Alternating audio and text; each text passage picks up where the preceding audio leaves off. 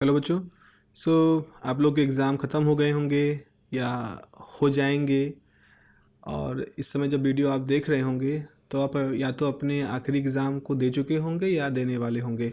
सो अब अगले सेमेस्टर में दैट इज़ द आपका जो इवेंट सेमेस्टर होगा, उस इवेंट सेमेस्टर में आप एक पेपर मतलब जो नया पेपर पढ़ रहे होंगे वो होगा इंजीनियरिंग मैथमेटिक्स 2। इससे पहले आपने इंजीनियरिंग मैथमेटिक्स 1 पढ़ा है, जिसमें आपने डिफरेंशियल के बारे में पढ़ा, इंटीग्रेशन के बारे में पढ़ा, वेक्टर कैलकुलस के बारे में पढ़ा, ये सारी चीज़ें पढ़ी हैं। अब आपका इंजीनियरिंग मैथमेटिक्स 2 है।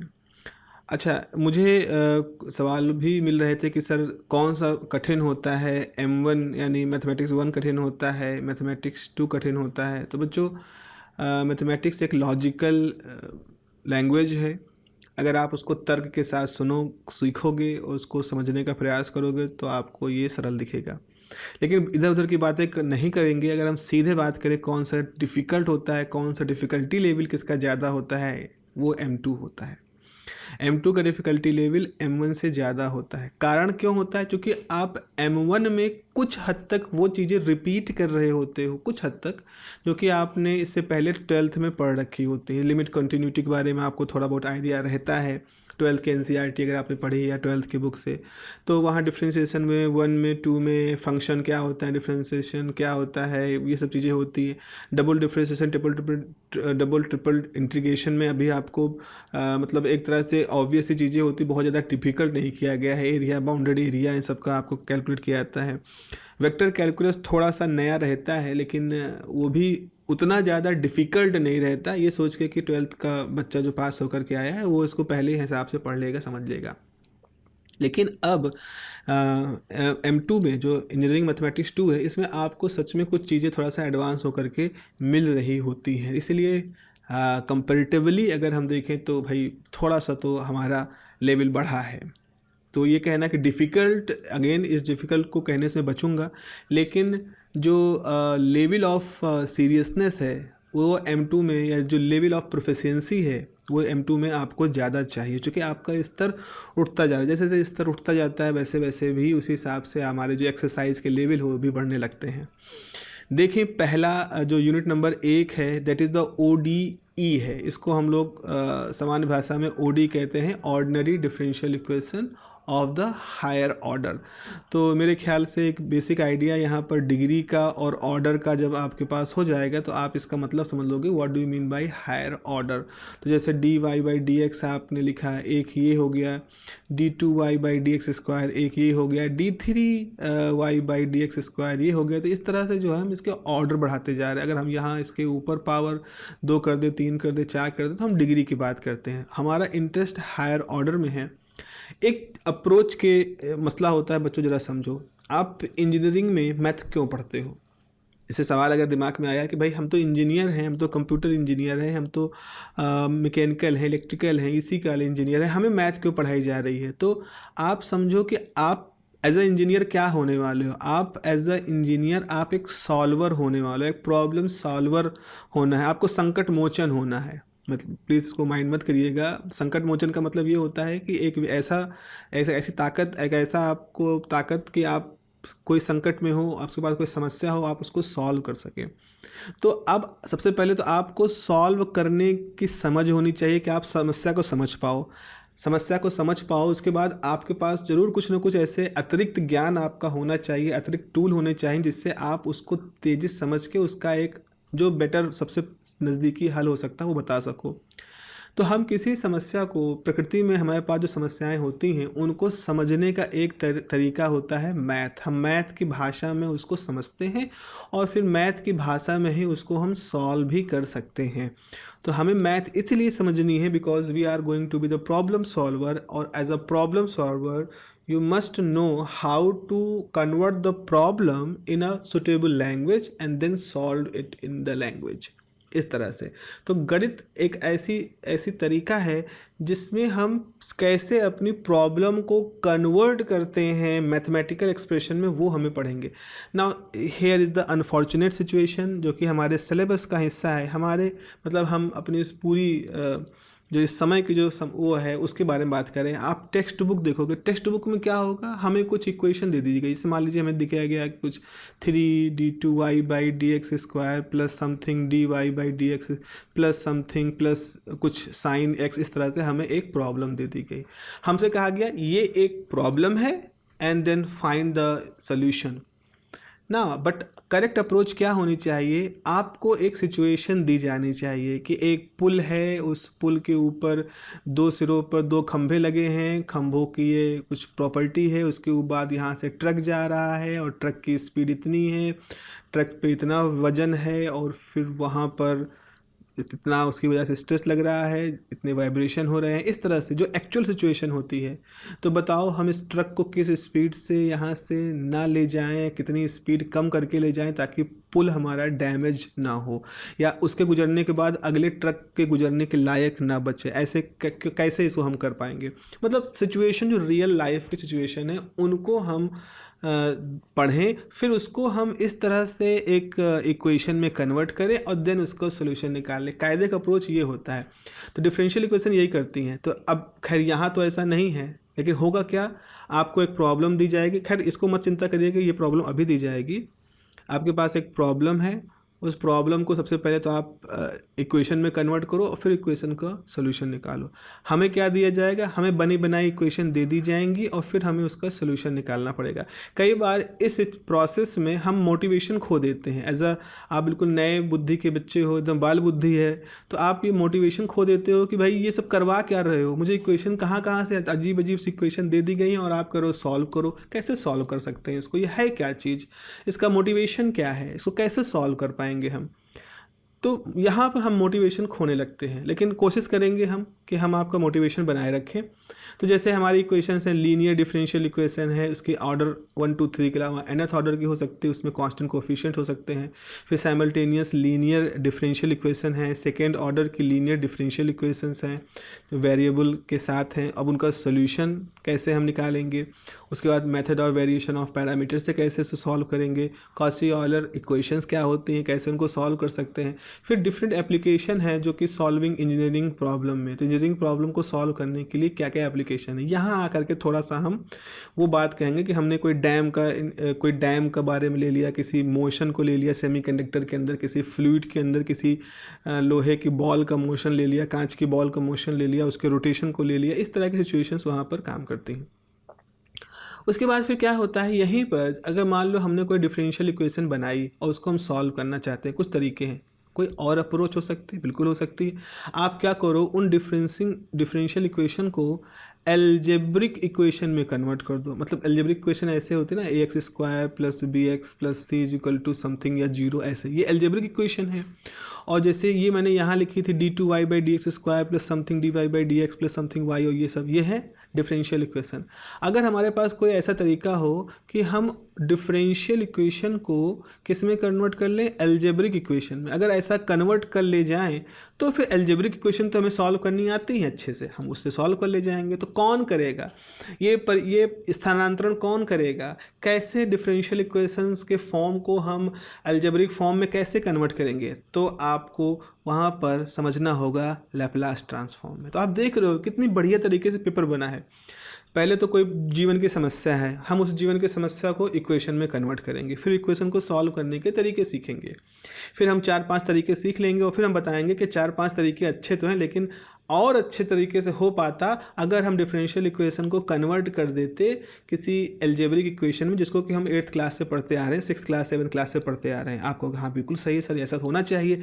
बस उसी समय हम कहेंगे तो ठीक है, लो भाई लैप्लास ने हमसे बहुत पहले सोच लिया है, आज से कई सौ साल पहले सोच लिया है, और ना केवल सोचा बल्कि लैप्लास ने उसका तरीका खोज के दे दिया, इसीलिए इसको लैप्लास ट्रांसफॉर्म कहते हैं। भाई ट्रांसफॉर्म का यही मतलब है। ट्रांसफॉर्म का मतलब ये हुआ कि जो लैंग्वेज डिफरेंशियल इक्वेशन की लैंग्वेज में जो प्रॉब्लम लिखी गई है उसको एल्जेब्रिक इक्वेशन के टर्म में ट्रांसफॉर्म कर दिया गया, उसको रूपांतरित कर दिया गया, ये है, ठीक है। उसके बाद फिर हम कहेंगे कि भाई कुछ डिफरेंशियल इक्वेशंस ऐसी होती हैं जिनके सॉल्यूशन जो लिखे जाते हैं ना, वो सीधे साइन के फॉर्म में, कॉस के फॉर्म में इस तरह नहीं होते। उनके जो सॉल्यूशन होते हैं उसमें कई टर्म होते हैं, जैसे A1 टर्म है, A2 टर्म है, A3 टर्म है, और उसमें भी कुछ ऑर्डर है, इस तरह से, यानी सीरीज के फॉर्म में होते हैं। तो क्या, या उल्टा कह लो, अगर हम सॉल्यूशन को शुरू से सीरीज़ के फॉर्म में मान लें और फिर देखें कि क्वेश्चन को सेटिस्फाई कर रहे हैं कि नहीं, कब कब करेंगे, अगर A2 0 हो जाएगा, A3 की वैल्यू एक्सपोनेंशियल हो जाएगी, A4 की वैल्यू लॉगरिथमिक हो जाएगी, तो ऐसे हम बैक ट्रेस कर सकते हैं।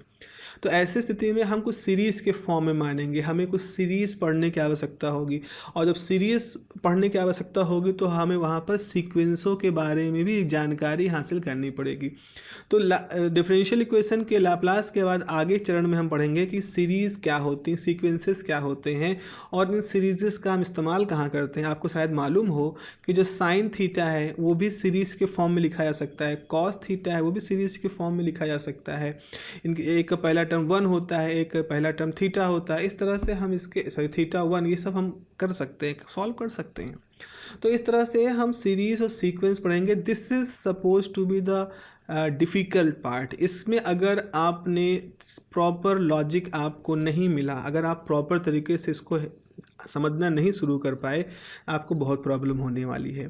फिर अब सीरीज़ भी होती है, तो क्या हम सीरीज़ कब तक चलेगी, यानी कि सीरीज़ में हम ये टर्म लिखे, फिर टर्म लिखे, फिर टर्म लिखे, फिर जोड़ा, फिर टर्म लिखा, फिर कुछ घटाया, फिर टर्म लिखा, कब तक लिखते रहेंगे। जब ये सवाल आता है तो हम पूछेंगे क्या सीरीज़ कभी कन्वर्ज होगी, मतलब कभी ख़त्म होगी, कि सीरीज़ हमेशा डाइवर्ज ही करती रहेगी, यानी फैलती ही रहेगी। तो ऐसी स्थिति में फिर हम उसके कन्वर्जेंस के बारे में बात करेंगे, कन्वर्जेंस ऑफ सीरीज़, उसके टेस्ट करेंगे। भाई टेस्ट करके देखेंगे कि ये सॉल्व होगा कि भी नहीं होगा, बीमारी है, ये कभी ख़त्म हो भी पाएगी कि ऐसे चलती रहेगी और जीवन भर चलती रहेगी, वैसा ही कुछ है। अब टेस्ट के बाद आएंगे तो कुछ रेशियो टेस्ट हैं, डीएलएम्बर के टेस्ट हैं, राबी के टेस्ट हैं, कंपैरिजन के टेस्ट हैं। फिर आने वाले इसी समय में जहां हम लोग ने लाप्लास पढ़ा था, लाप्लास के आगे हम फूरियर ट्रांसफॉर्म आगे पढ़ेंगे, लेकिन उससे पहले हम फूरियर सीरीज़ पढ़ेंगे, उसका हाफ रेंज क्या होता है, उसका कोसाइन सीरीज़ क्या होता है, ये पढ़ लेंगे। तो सीरीज़ पढ़ेंगे, उसके बाद वो पढ़ लेंगे। फिर हम चौथी यूनिट में जब आते हैं तो हम बिल्कुल नई तरह की चीज़ें पढ़ रहे होंगे। अभी तक तो कुछ रियल सा चल रहा था, अब हम बात करने लगेंगे कॉम्प्लेक्स की। कॉम्प्लेक्स का मतलब है कि हम एक ऐसे नंबर की बात करेंगे जिसमें एक रियल पार्ट होगा और एक जो होगा वो इमेजनरी पार्ट होगा। अब ये कहाँ से चीज़ आ गई, इमेजनरी पार्ट वाली कहाँ से मसला आ गया, इसके बारे में बात करनी होगी हमें।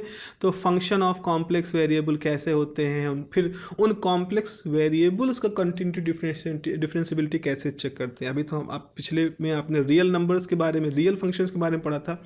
Now you need to study the complex function.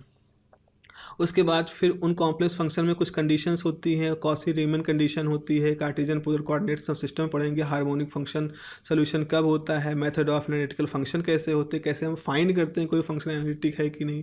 उसके बाद कुछ थ्योरम्स, कुछ कन्फॉर्मल मैपिंग मेथड्स, कुछ ट्रांसफॉर्म, ये सब हम यहाँ पर ख़त्म करेंगे। अगला जो आखिरी यूनिट होगी that is the most important, इस पर सबसे अच्छे आपको क्वेश्चन बनेगा, बहुत ही स्कोरिंग होती है अगर आप इसको ठीक से बस सीख लें, जिसमें कि हम कॉम्प्लेक्स वेरिएबल की सहायता से इंटीग्रेशन करना सीखेंगे। आप देखोगे कि जो इंटीग्रेशन दो पन्ने में होते हैं 12th क्लास में, बड़े इंटीग्रेशन, वो कॉम्प्लेक्स मेथड से बहुत ही आसानी से सिंपल तरीके से 4 लाइनों में हम कंप्लीट कर सकते हैं।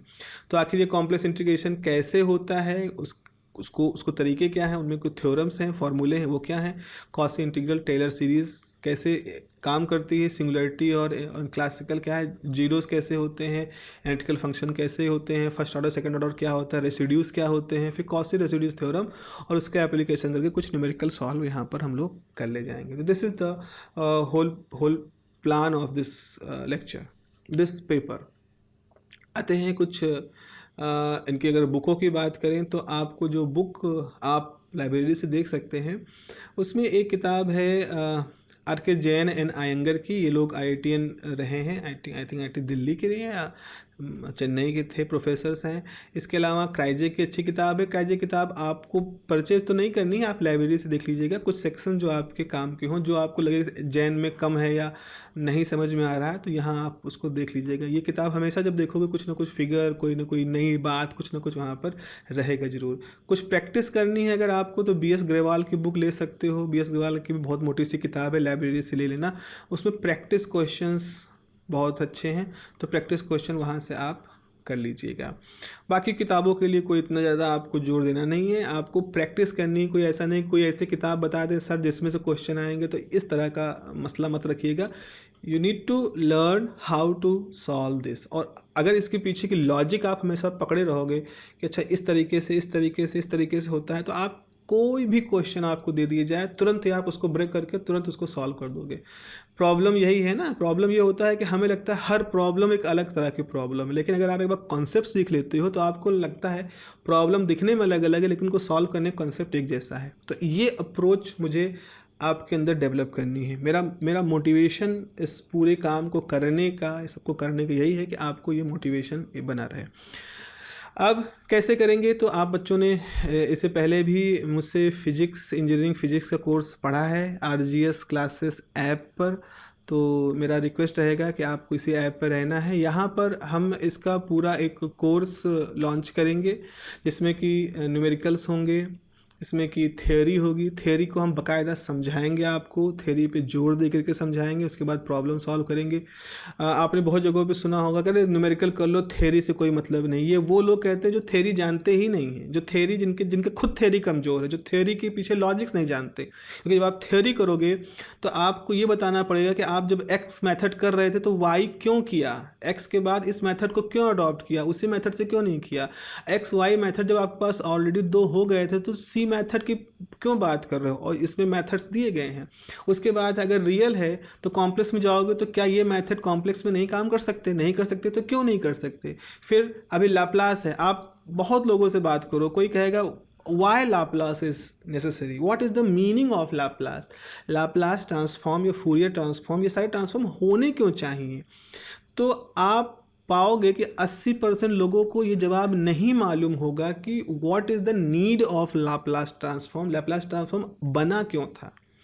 सिंपल सा लॉजिक था। लैप्लास को अगर आप पढ़ोगे, लैप्लास की किताब पढ़ोगे या जो ऐसी किताबें पढ़ोगे जो बहुत ही रिलेटेड हैं उस सब्जेक्ट के साथ लोगों की, वो बताते हैं कि भैया लैप्लास ने प्रॉब्लम देखा है कि डिफरेंशियल इक्वेशन को अगर हम एल्जेब्रिक में कन्वर्ट कर दें तो हम उसको आसानी से सॉल्व कर सकते हैं और फिर वापस से उसका आंसर हम ट्रांसफॉर्म कर ले जाएंगे।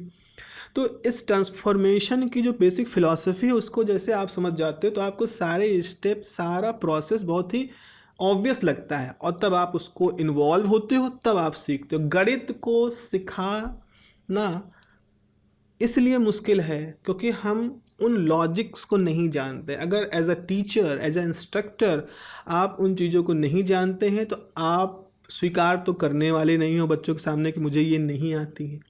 आप ये कहोगे कि अरे वो उसमें कुछ नहीं होता है, एग्ज़ाम में न्यूमेरिकल पूछे जाते हैं। अरे भाई किस एग्ज़ाम की तैयारी करा रहे हो, कौन किस एग्ज़ाम की, ये जो एग्ज़ाम होने वाले यूनिवर्सिटी के वो तो लोग कुंजी ले के जो है 4 दिन पहले पढ़ के भी पास कर ले जाते हैं। हमें तैयारी करनी है एक ऐसे एग्ज़ाम की जब सच में हमारे सामने कोई ऐसी प्रॉब्लम आएगी जीवन में एज ए इंजीनियर जिसको सॉल्व करना हमारा ही मकसद होगा, जिसको समझना हमारा मकसद होगा, जिसका फॉर्मुलेशन हमारा मकसद होगा, तो हम उस एग्ज़ाम की तैयारी के लिए आपको कह रहे हैं, आपको जीवन के उस एग्ज़ाम की तैयारी के लिए कह रहे हैं जो एज ए इंजीनियर आप अपने प्रोफेशन में पाओगे। और उस समय आप तभी सॉल्व कर पाओगे जब आप खुद प्रॉब्लम, टूल्स, फिलॉसफी, मेथडोलॉजी सब कुछ जानते हो, तभी आप उसको कर पाओगे। अदरवाइज रट के तो कुछ नहीं होता है। जिसको भी गणित में प्रॉब्लम है उसको प्रॉब्लम सिर्फ उन लॉजिक्स की है, उस कनेक्शन की है, वो क्यों कर रहे हैं इस सवाल की है। हर कमज़ोर जो दावा करता है कि उसको मैथमेटिक्स कमज़ोर या उसको मैथमेटिक्स नहीं आती है, वो बैठे ज़रा सोचे, उसके दावों में यही सवाल हैं कि हम ये कर क्यों रहे हैं, ये हो क्यों रहा है, इसको हम इंटीग्रेट क्यों कर रहे हैं, इसकी लिमिट क्यों लगा रहे हैं, इसको यहाँ क्यों कर रहे हैं, dx का मतलब क्या है, ये क्या है, वो क्या है। छोटे छोटे से बहुत सारे सवाल हैं और ये सारे सवाल आपको आंसर होते रहने चाहिए। जिनके होते आए हैं उनको मैथ अच्छी लगती है, बहुत अच्छी लगती है, बहुत अच्छे सर्वाइव करते हैं। जिनको नहीं मिले हैं उनको ही मैथ से एक थोड़ा सा दुराग्रह हो गया है, थोड़ा मैथ से दुराव हो गया है। तो मेरा प्रयास तब सफल हो जाएगा अगर आप मैथ से कनेक्ट हो जाएं, आप खुद ही अपने आप प्रॉब्लम को अट्रैक्ट करके उनको सॉल्व करने जाएं, बल्कि ना कि हमें आप पे उछालनी पड़े। तो RGS क्लासेस ऐप पर इसका जो प्रोग्राम है, जो क्लासेस का शेड्यूल रहेगा, जो भी कुछ रहेगा वो हम कर देंगे। That will be a paid course of with a very normal price. पिछली बार तो मैंने फिजिक्स आपको 50 रुपये में, 49 रुपये में, या इवन बहुत सारे बच्चों को तो उससे पहले जो प्राइमरी ऑफर था तो फ्री उन लोगों ने ज्वाइन किया था। आई थिंक कुछ 5 रुपये या 10 रुपये, आई डोंट नो, ऐसा कुछ था। तो उस तरह से ज्वाइन किया था। इस बार ये पेड रहेगा बिकॉज पेड इज़ समथिंग जो कि आपको भी हम लोग को भी मोटिवेट करता है। हम जो कि इस प्लेटफॉर्म से जुड़े हुए हैं, जो इस प्लेटफॉर्म पे कोई कंटेंट डेवलप कर रहे हैं, तो ये जो पेमेंट होता है ये हमारे बहुत सारे कामों को संभाल लेता है। तो हमें लगता है कि चूँकि हम इस प्रोसेस के थ्रू अपने साथ के लोगों को इतना सपोर्ट दे पा रहे हैं पैसों से, तो ठीक है, हमें ये और अच्छे से करना चाहिए ताकि हम और ज़्यादा लोगों को अट्रैक्ट करें। सो इस तरह straightforward give and take, I will give you the best that I have, and I am expecting a certain affordable price for it. So एक बहुत ही सिंपल सा स्ट्रेट फॉरवर्ड, कोई इसमें कोई यहाँ पर उस तरह का नहीं है, बस एक सीधा सा संबंध है। हम आपको ज्ञान दे रहे हैं और ये ज्ञान आपके काम का है, रहेगा, हमेशा काम देगा, और उसके बदले आपको एक पेमेंट वहाँ पर करना होगा। वो जो कुछ भी होगा वो ऐप पर अनाउंस कर दिया जाएगा। तो चलिए फिर इसके लेक्चर्स जल्दी ही आने शुरू हो जाएंगे। जल्दी मतलब आज जब भी वीडियो आप देख रहे होगे उससे 3 दिन के अंदर आपको मिलेंगे। यूट्यूब पर भी कुछ वीडियोज़ होंगे जो इस फील्ड से जुड़े होंगे, लेकिन एक फुल फ्लेज्ड स्ट्रक्चर कोर्स जो होगा that will be on the app. Okay, have a nice day, take care, अपना ध्यान रखिए, बाय बाय, टेक केयर।